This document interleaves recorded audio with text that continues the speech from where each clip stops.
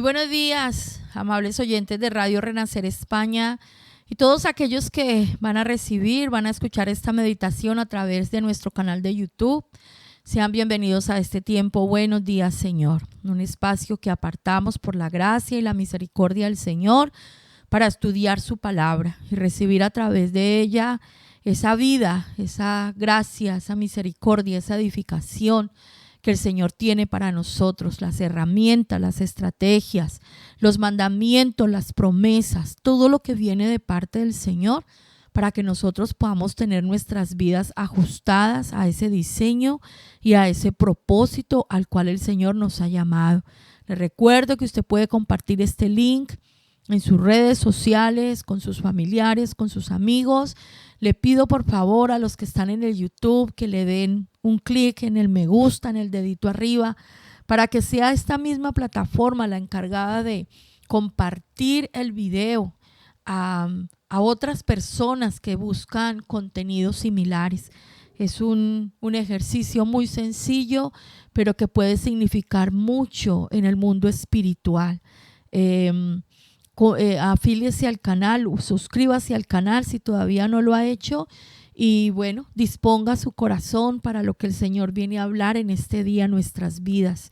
Estamos ya terminando el libro de Jeremías. Hoy vamos a meditar en Jeremías 49. Este espacio es para estudiar las profecías que fueron dadas de parte del Señor a través del profeta para las naciones que rodeaban a Israel.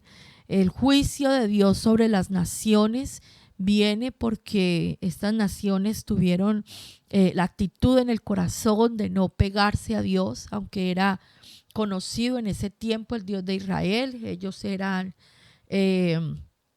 idólatras, adoraban a sus deidades, a sus demonios, a sus cosas, y luego pues en diferentes momentos ejercieron supremacía, violencia y una cantidad de actitudes erróneas contra el pueblo de Dios.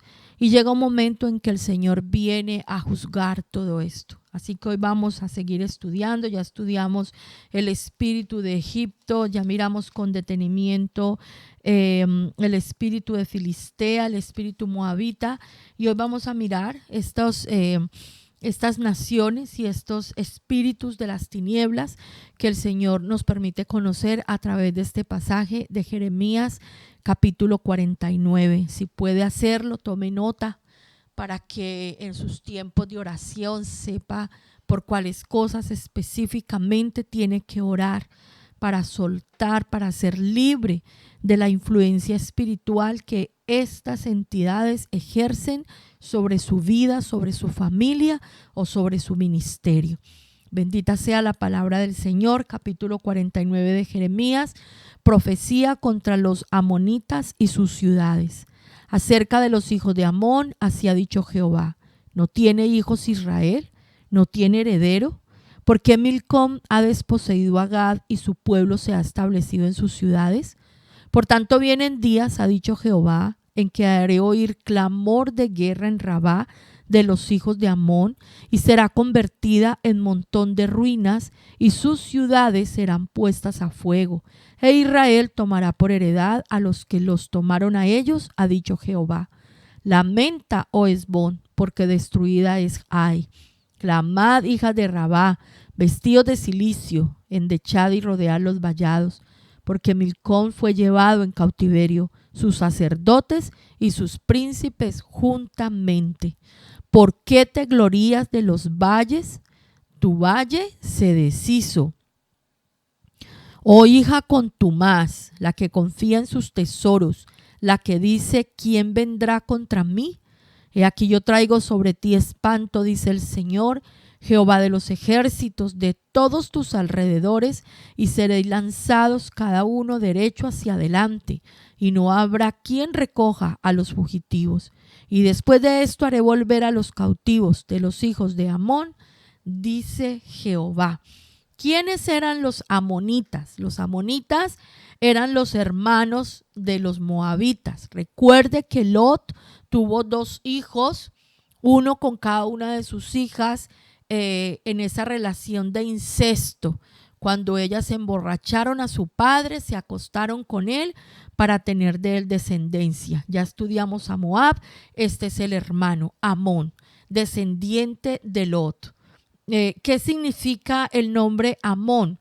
Amón es el que induce a la ira, el que induce al asesinato, a los homicidios, a las violaciones, a los genocidios y a los holocaustos. Es un espíritu de iracundo, es un espíritu que mueve esa ira y esos pecados que traen muerte, de robarle la vida a los demás.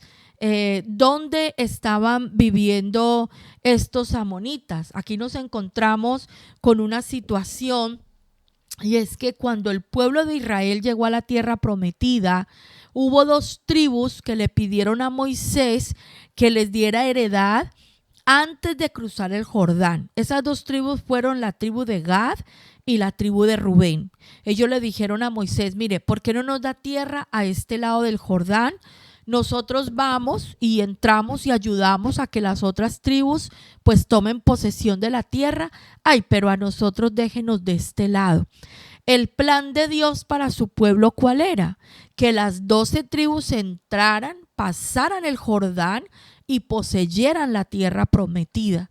Pero estos dos prefirieron quedarse un paso atrás, no pasar el Jordán, quedarse al otro lado.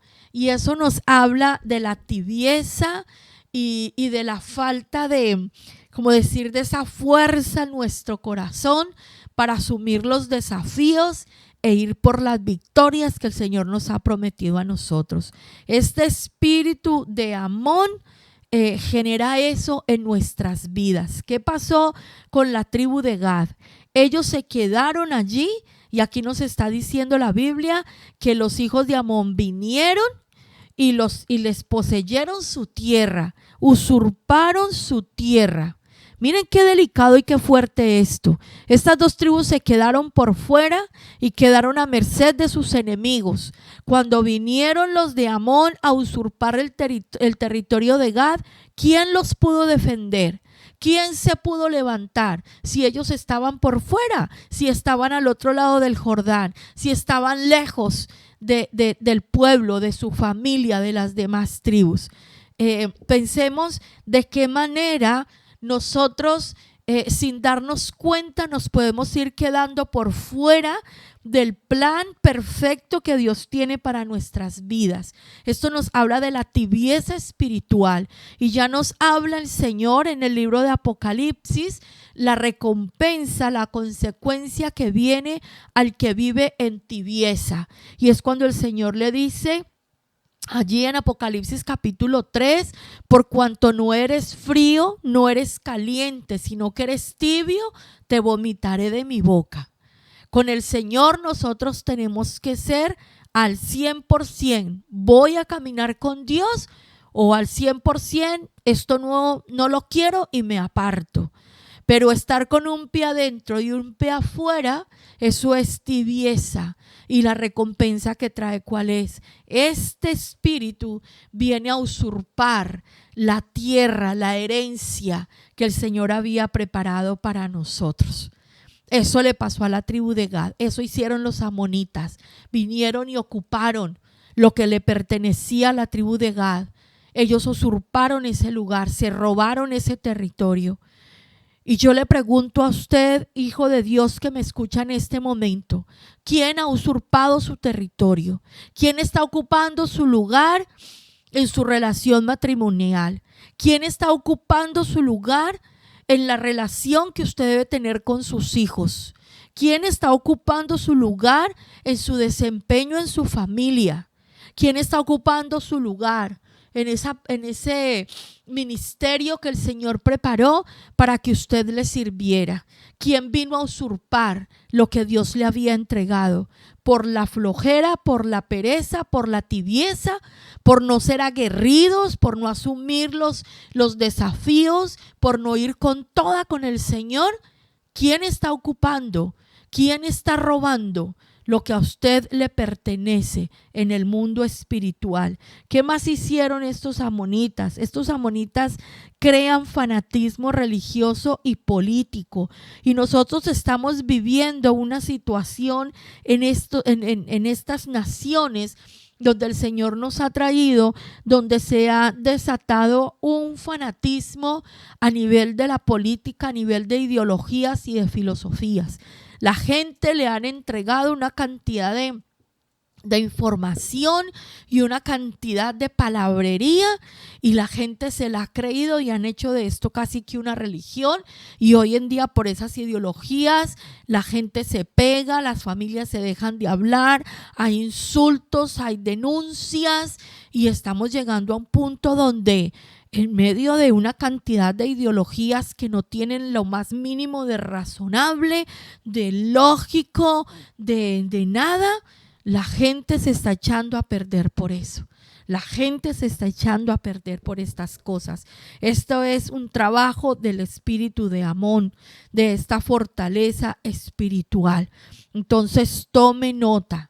Ese que viene a usurpar, el que siembra en el corazón esa actitud de tibieza, de no ser aguerridos, de no ir por lo que el Señor nos ha prometido, por lo que el Señor nos ha entregado, quedarnos de lado, quedarnos a las afueras, hace que vengan otros a usurpar, a robar lo que nos corresponde, la herencia que el Señor había preparado para nosotros. Otro viene y se la disfruta, como dice aquí que hicieron los amonitas con el territorio de la tribu de Gad. Luego dice el versículo 7, profecía contra Edom.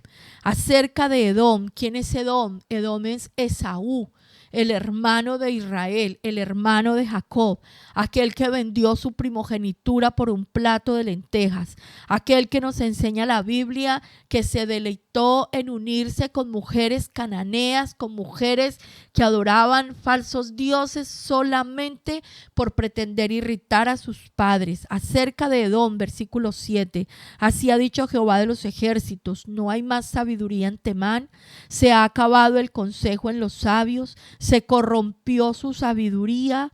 Huid, volveos atrás, habitad en lugares profundos, oh moradores de Dedán, porque el quebrantamiento de Esaú traeré sobre él en el tiempo en que lo castigue. Si vendimiadores hubieran venido contra ti, ¿no habrían dejado rebuscos? Si ladrones de noche, ¿no habrían tomado lo que les bastase?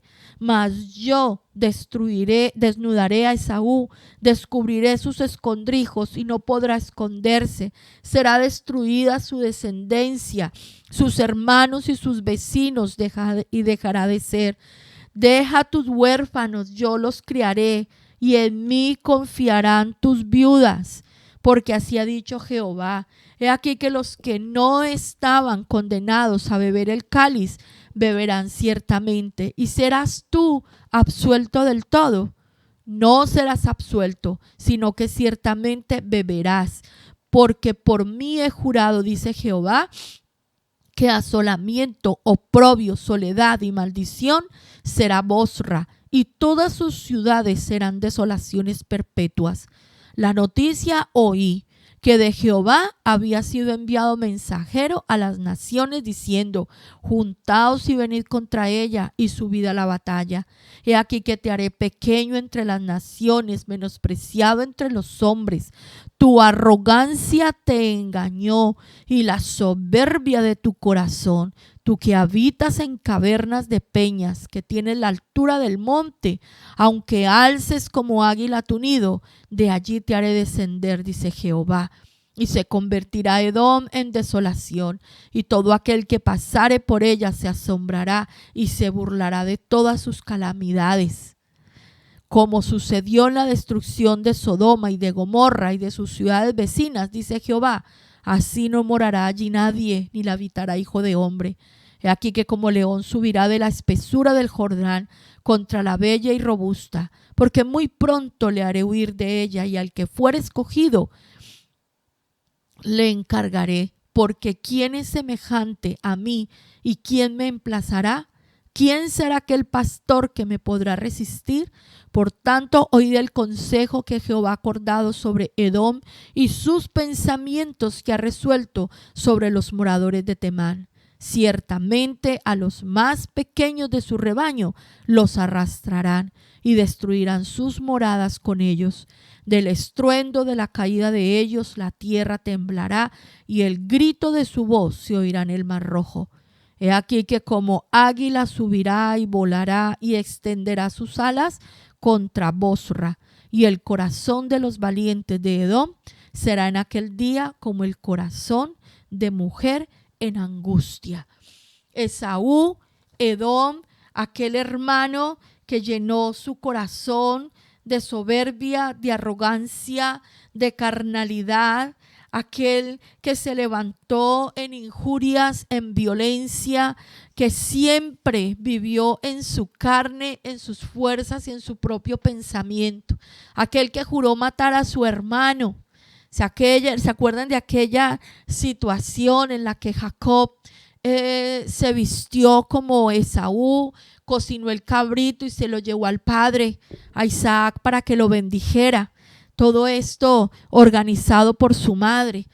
Y siempre hemos visto como qué malo esta actitud, qué mal lo que hizo Rebeca, porque incitó a Jacob a hacer esto. Y es que algo que hemos aprendido estudiando la escritura, Isaac era sacerdote de su familia en su campamento. Él conocía las promesas, la verdad. Y tenía que dejarle su legado a su hijo, que tenía que continuar con este trabajo. Pero es que el primogénito Esaú no tenía un corazón dispuesto a acatar la voluntad de Dios, a guardar esos principios y ser el sacerdote de su casa, de su campamento.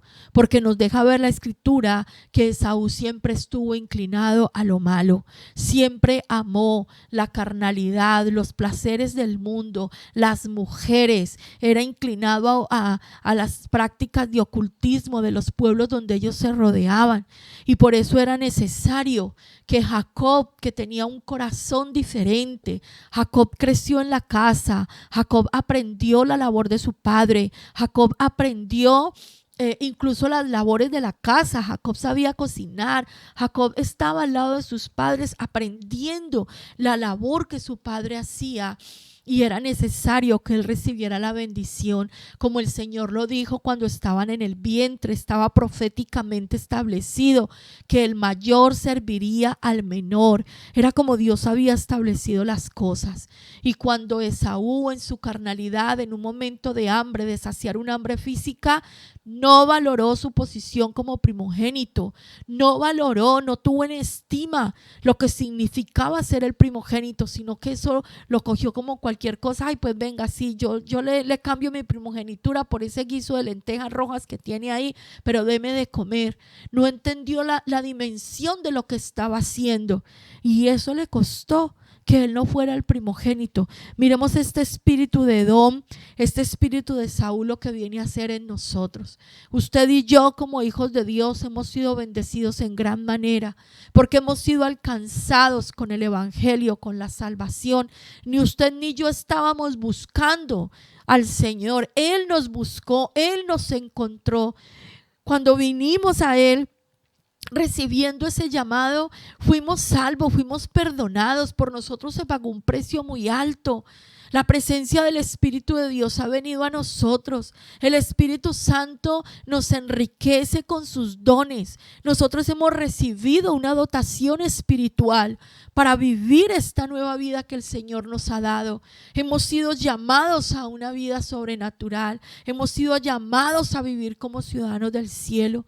Pero muchas veces, bajo la influencia de Edom, de la carnalidad, de los placeres, nosotros hemos menospreciado el llamado del Señor, la mesa del Señor. Hemos menospreciado lo que el Señor ha preparado para nosotros, y las consecuencias han sido garrafales.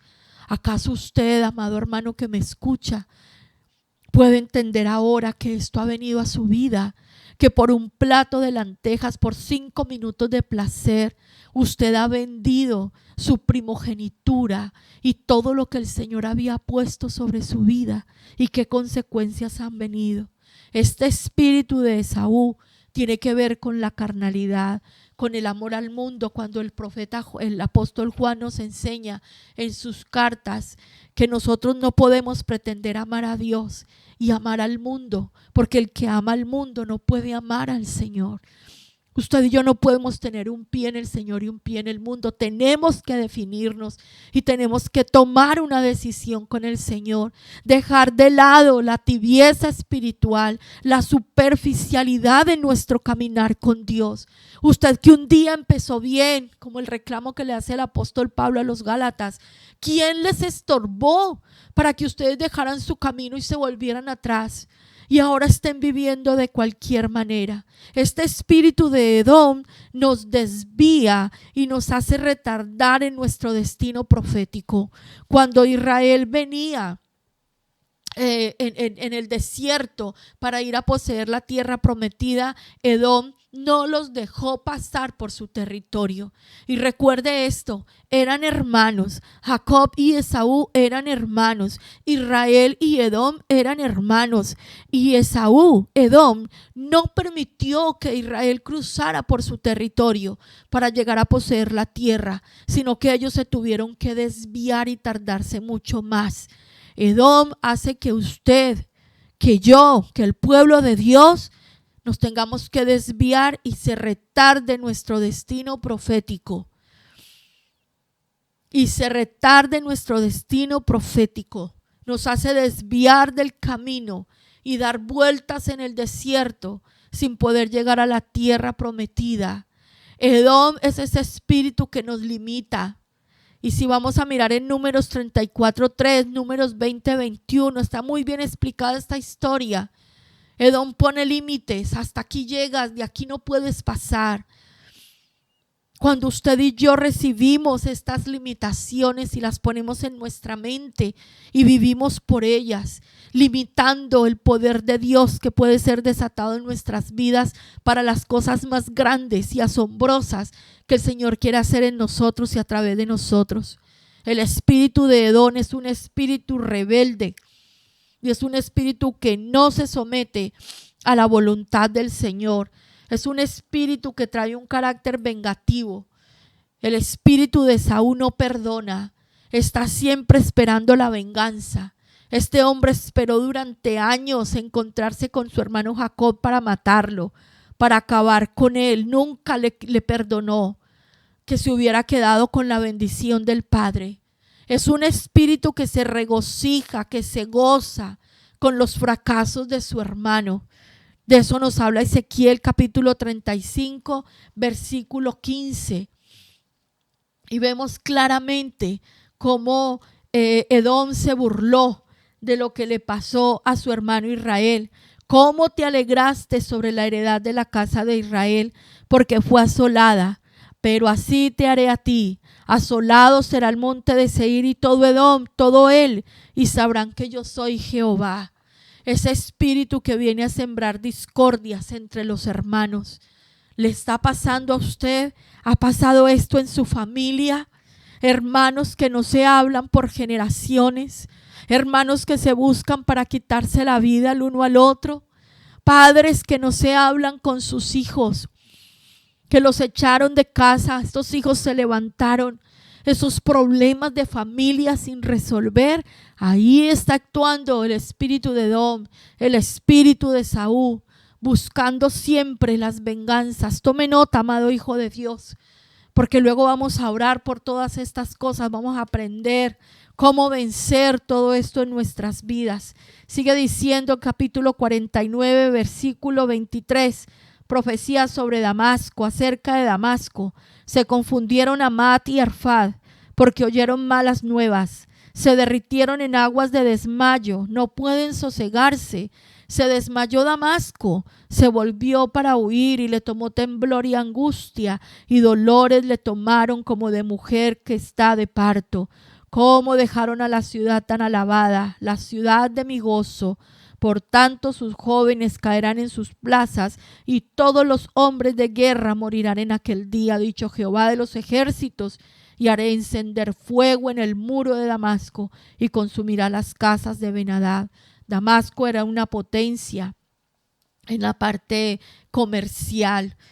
Tenía las rutas comerciales de aquel tiempo. Damasco era una ciudad fuerte, tenía un buen ejército, tenía dinero, estaba bien posicionada, y vemos a través de las escrituras como varias veces Damasco se levantó contra Israel, confiada en sus riquezas, confiada en su posición. Se levantaron contra el pueblo de Dios, un pueblo más que no se sometió a la voluntad de Dios. ¿Cómo se manifestaron? Cuando llegó el momento de la disciplina y el justo juicio de Dios sobre ellos, cayeron en confusión, escucharon malas noticias y dice que se derritieron en aguas de desmayo y no podían sosegarse. Un pueblo que fue tan fuerte, que se mantuvo en pie, apoyado en su propia prudencia, en su riqueza, en su posición, pero cuando vino la disciplina de Dios a ellos, temblaban, se desmayaron, perdieron las fuerzas. Damasco ha sido destruida. Damasco hoy es la capital de Siria. Y usted puede ver, y llevamos años viendo esa guerra tan horrible en Siria. Damasco ha sido destruida, ha sido dejada en ruinas, ha sido totalmente asolada. Porque la palabra de Dios se cumple. Una vez más vemos un pueblo lleno de soberbia, apoyado en sí mismo, en las fuerzas humanas, mas no en el poder sobrenatural del Señor. Versículo 28, profecía contra Cedar y los reinos de Azor. Acerca de Cedar y de los reinos de Azor, los cuales asoló Nabucodonosor, rey de Babilonia. Así ha dicho Jehová: levantaos, subid contra Cedar y destruid a los hijos del oriente. Sus tiendas, sus ganados tomarán, sus cortinas y todos sus utensilios, y sus camellos tomarán para sí y clamarán contra ellos. Miedo alrededor, huid, idos muy lejos, habitad en lugares profundos, oh moradores de Azor, dice Jehová, porque tomó consejo contra vosotros Nabucodonosor, rey de Babilonia, y contra vosotros ha formado un designio. Levantaos, subid contra una nación pacífica que vive confiadamente, dice Jehová, que ni tiene puertas ni cerrojos, que vive solitaria. Serán sus camellos por botín y la multitud de sus ganados por despojo, y los esparciré por todos los vientos, arrojados hasta el último rincón, y de todos lados les traeré su ruina, dice Jehová. Azor será morada de chacales, soledad para siempre, ninguno morará allí, ni la habitará hijo de hombre. ¿Quiénes son esos pueblos de Cedar y Azor? Cedar y Azor son los pueblos beduinos, son los descendientes de Ismael, son los árabes que viven en la península arábiga. ¿Cuál era la característica de estos pueblos? Aquí lo dice la Biblia: una ciudad que vive confiadamente, sin seguridad, no tiene puertas, no tiene cerrojos y vive solitaria. Pensemos en esto. Las ciudades en la antigüedad levantaban murallas a su alrededor para protegerse de los pueblos que venían a pretender tomarlas. Cuando nosotros vamos a estos sitios tan antiguos, vemos las murallas. Vamos a Jerusalén rodeada de muros, aquí Toledo en España rodeada de muros, y varias ciudades que nosotros vemos rodeadas de muros. Era una forma de protegerse. Pero ¿qué le pasó a estos descendientes de Ismael? Ricos, viviendo sentados, como decimos, encima del petróleo. Su riqueza y su fuerza estaba en la tierra. Ellos allá en su lugar, solitos, confiados en sí mismos, tranquilos, sin tomar ninguna medida ni nada. ¿Y qué dice el Señor? A esa ciudad tan confiada y tan tranquila también le va a llegar lo suyo. ¿Por qué? Porque su fortaleza estaba ¿en quién? En ellos mismos, en la riqueza que tenían. Y así se manifiesta este espíritu en nosotros, mis amados. Hay muchos que viven confiados en sí mismo. ¿Y qué nos dice la palabra del Señor? El que esté bien, cuide que no caiga. Velen por esta salvación con temor y temblor. Sean diligentes en cuidar su salvación. Y vemos a muchos creyentes viviendo en esta actitud, tranquilos, ahí no oran, no estudian la Biblia, de vez en cuando, casi nunca, un tiempo de ayuno, no profundizan en la escritura. Estas son las personas que se van alejando. Yo puedo buscar a Dios en mi casa con estas redes, yo ya puedo depender del YouTube, del mensajito que mandan los líderes todos los días. Yo no necesito congregarme, yo no necesito un pastor, un anciano que vele por mi vida, que me enseñe, yo solito puedo, yo soy capaz. Yo no necesito tanto barullo y tanta historia. ¿Para qué estar orando tanto si eso no es necesario? Mire, llega el momento en que aparecen los enemigos y no tenemos nada con que defendernos y no tenemos nada con que hacerles frente. Tenga mucho cuidado, amado hijo de Dios, cuando usted está levantando su vida, su familia, sus hijos, su hogar, sin ninguna protección espiritual, porque los enemigos espirituales rondan y la Biblia nos lo dice, que el enemigo, ese usurpador, ese engañador, anda como león rugiente buscando a quien devorar, al cual tenemos que resistir. ¿Cómo? Firmes en la fe. Y para que usted y yo tengamos una fe firme, tenemos que depender de la palabra del Señor. El muro de fortaleza se levanta con nuestros ejercicios espirituales, con la oración, con la alabanza, con el ayuno, con el tiempo de estudio de la escritura, con nuestra obediencia al Señor. Mira, a veces pensamos que cuando estudiamos acerca de todos estos entes espirituales manifestados a través de estas naciones, la forma en que vamos a ser libres es haciendo una fuerte alabanza y muchos gritos de fuera, reprendo, y un escándalo, que ya aprendimos que eso era lo que hacían los filisteos.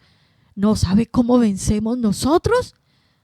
Haciendo la voluntad de Dios, orando, vigilando, obedeciendo, estudiando la escritura, no dejando de congregarnos como algunos lo tienen por costumbre, estando sujetos a nuestras autoridades espirituales, porque no nos gusta tener autoridad espiritual y nosotros no podemos andar como riendas sueltas por la vida, sometedos los unos a los otros. Tenemos ancianos en la iglesia y los ancianos tenemos que estar sujetos los unos a los otros y todos sujetos a Cristo. Y como hijos de Dios que pertenecemos a una familia en la fe, tenemos que estar sujetos a las autoridades, porque la responsabilidad de las autoridades es velar por el pueblo, pero no podemos velar por una oveja que no se sujeta, que no está ahí, que no viene a los tiempos de recibir los pastos, que cuando recogemos el rebaño, esa oveja está por allá sola, que más que una oveja parece una cabra montés. Mucho cuidado con esto, mis amados. Dice que sus camellos les serán por botín. ¿Por qué habla aquí de los camellos? Los camellos son animales muy tercos y muy llevados de su parecer. Son tercos y caen en su necedad. Mire, lo viví yo en mi primer viaje a Israel. Cuando un camello se echa y no quiere andar, ahí no hay quien lo pare. Prefieren dejarse morir. Los camellos mueren tirados en el suelo de hambre, de sed, porque no les amanece la voluntad de levantarse y volver a andar. Entonces son muy necesarios para la gente que vive en el desierto por todas las características que tienen, pero la necedad y la terquedad los caracteriza. Por eso aquí dicen, sus camellos les van a ser por botín y la multitud de sus ganados será su despojo. Tremenda palabra que viene a edificar nuestras vidas hoy. Y vamos a mirar el último pueblo, la última entidad espiritual en el versículo 34, profecía contra Elam. Palabra de Jehová que vino al profeta Jeremías acerca de Elam en el principio del reinado de Sedequías, rey de Judá, diciendo: así ha dicho Jehová de los ejércitos, he aquí que yo quiebro el arco de Elam parte principal de su fortaleza. Traeré sobre Elam los 4 vientos de los 4 puntos del cielo y los aventaré a todos estos vientos, y no habrá nación a donde no vayan fugitivos de Elam. Y haré que Elam se intimide delante de sus enemigos y delante de los que buscan su vida, y traeré sobre ellos mal y el ardor de mi ira, dice Jehová, y enviaré en pos de ellos espada hasta que los acabe. Y pondré mi trono en Elam, y destruiré a su rey y a su príncipe, dice Jehová. Pero acontecerán los últimos días que haré volver a los cautivos de Elam, dice Jehová. ¿Quién es Elam? Elam actualmente es Irán. ¿Qué sabemos nosotros de Irán? Irán es una nación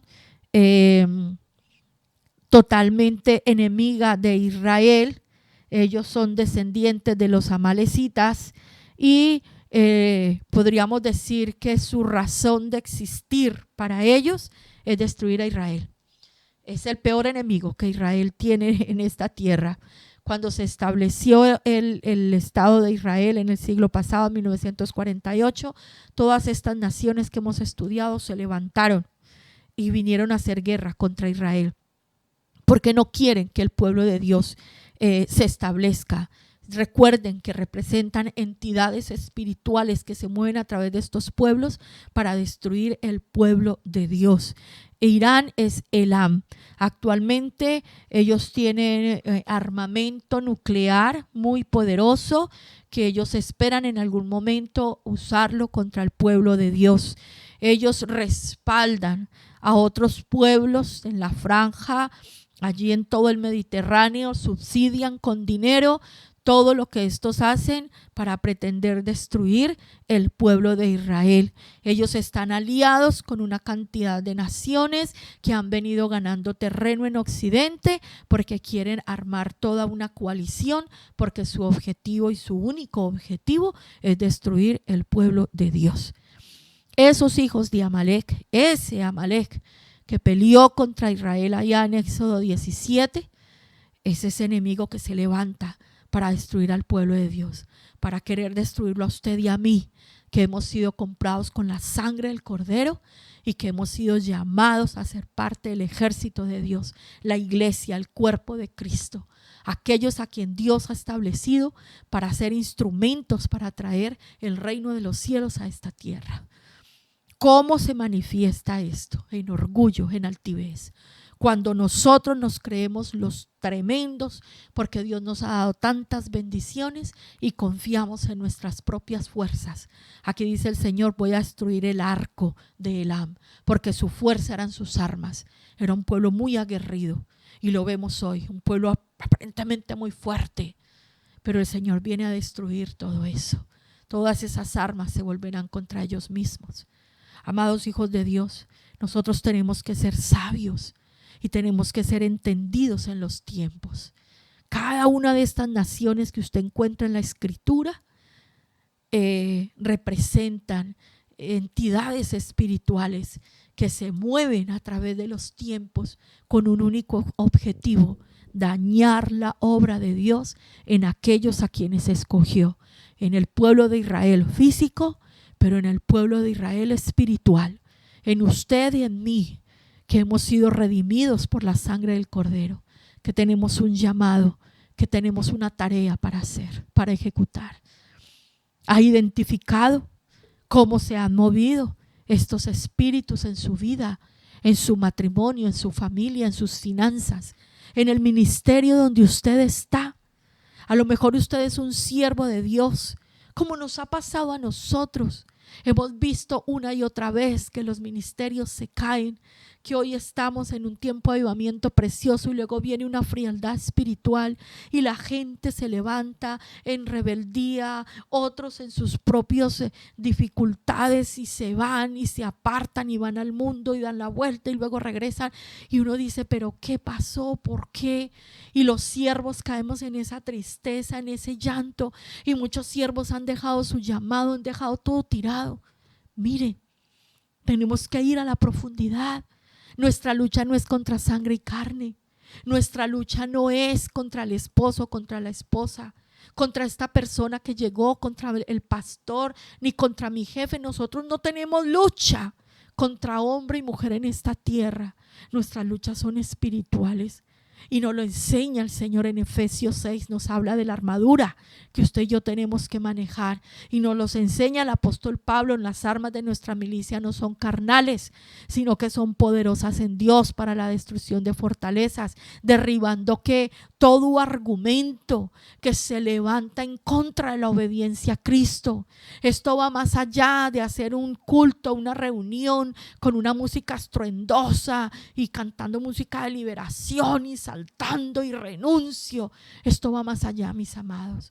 Esto va en un día a día. Usted y yo vamos a vencer cuando hagamos todos los días lo que tenemos que hacer, todos los días, en oración, en ayuno, en hacer lo que el Señor nos demanda, en guardar los mandamientos, en transformar nuestra manera de pensar, nuestra manera de sentir, y se va a cambiar nuestra manera de hablar, y va a ser evidente en su vida y en mi vida el poder de Dios, porque Él mismo nos traerá victoria sobre estos enemigos espirituales. Cuando usted y yo tomamos la decisión de levantarnos, de congregarnos, de venir a decirle a nuestro pastor, al anciano de la iglesia: aquí estoy, ore por mí, ayúdeme a crecer, ¿qué tengo que hacer? Voluntariamente me sujeto. Cuando usted viene a orar con sus hermanos, cuando no se queda solo, no se queda apartado, cuando renunciamos voluntariamente a ese pensamiento de hacerlo a mi manera, como yo quiero, porque no me gusta lo que hay allá afuera. Cuando entendemos que no es con espada ni con ejército, sino con el poder del Espíritu de Dios que nos ha sido entregado y que obra en nosotros.